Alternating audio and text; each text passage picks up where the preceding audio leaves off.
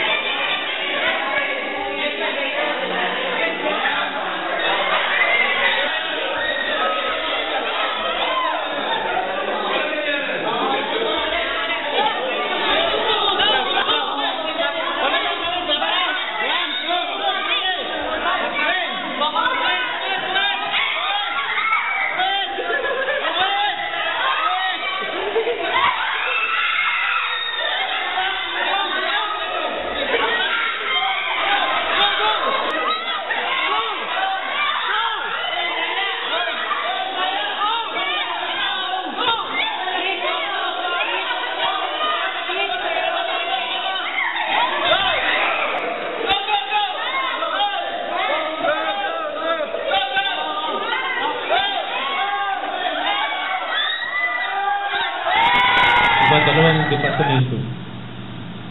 Nangyayari kaya yun sa totoong sa trabaho natin? Nakikita nyo na nagsasalubong tayo, di ba? Tapos medyo, hindi, ito gusto kong mangyari, di ba? Yung isa, hindi, dapat ganito di ba? And yet, ano nangyayari pagka ganun? Walang umaabante. Walang umaabante. Right? Okay. Doon sa kalaban, kung external naman yung kalaban, ano nakikita natin? May ibang team yung ibang team, ang focus nyo na saan? Di ba? Nasa kalaban. Saan tayo dapat tumingin? Tignan natin yung kalaban o tignan natin yung dapat nating gawin? Tignan natin yung dapat nating gawin. Right? Nakikita natin yung kalaban, nandyan siya, di ba? Pero kailangan, parang sa boxing, di ba? Ang boxing, hindi ka mananalo kung hindi ka pupuntos. Diba? Kung ang tingin mo lagi sa kalaban, ilag ka lang ng ilag, at hindi ka sumusunto, talo ka. Kailangan pumuntos ka Okay? So, kailangan pumuntos tayo as a company. Okay? Always have that in mind. There will always be kalaban. There will always be that distraction, yung gulo. But that's what it is. It's a distraction. Parang tumatahol na aso yan Diba? Yung pagka pinansin mo, anong ginagawa ng aso? Lalong tatahol. Pagka hindi mo pinansin, wala.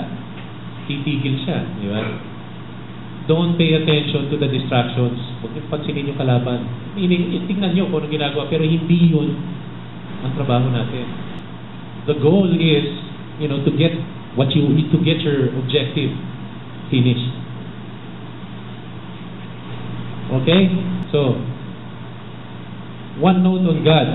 I didn't make him third place because I'm mentioning him third. Diba? No matter how good we are, and this one I found out with my son. Diba? He's the strongest person that I know. He bench presses almost 600 pounds. Right? Hindi nagsisteroids yan. And you've seen him. Hindi siya umibig.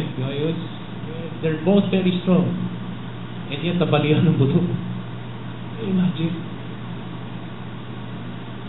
And then when that infection happened, sabi ko, man, di ba, ang unang magiging reaction of, saan ka nagkulang dito? Bakit gano'n? Di ba? Pero again, ika nga ni Joel kanina, when situations like that happen, there's only,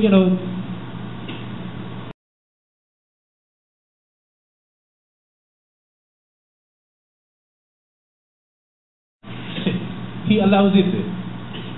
He allows certain things to happen because He wants you to remember Him.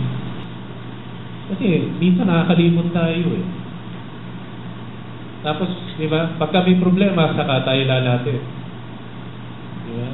Siguro, ang hinihingi lang ito is lagi ko naman ako isipin. In good times and in bad, di ba? Lagi tayong, kausapin natin siya. Because I sincerely believe that no matter how good we are, no matter how strong you are, di ba? No matter how excellent we are, kung hindi niya ibibigay yung gusto natin, hindi natin makukuha. But as Joel said, hindi ibig sabihin hindi natin nakukuha, ibibitaw tayo. Lalong hindi tayo dapat bumitaw. There is nothing in this world that He did not give us. Diba? Lahat ng ganda, lahat ng lakas, lahat ng gilas natin, hindi atin to. Hindi atin to. Hiram ito. So the thing that we have to do is palibas at hiram natin to.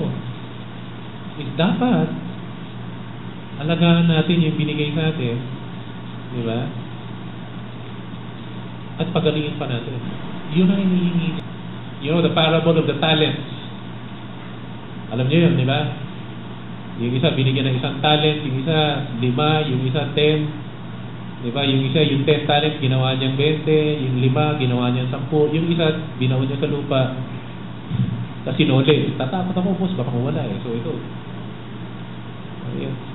Dapat hindi tayo ganun. You were all given gifts. You are all good, which is why you are in Firmos, which is why you're able to contribute to all of the workshops, and which is why I expect you to contribute sa trabaho. Lahat kayo may galing. Huwag nyo ibaon sa lupa. Lalo nyo i-develop. You owe it to Him. You owe it to your family. Diba? And because we make our living, because Firmos pays us, we owe it to Firmos. Maybe because we owe it to Firmos, we owe it to each other. Kaya kahit yung maliit ang hakbang, kailangan humabol habang inaalalayan.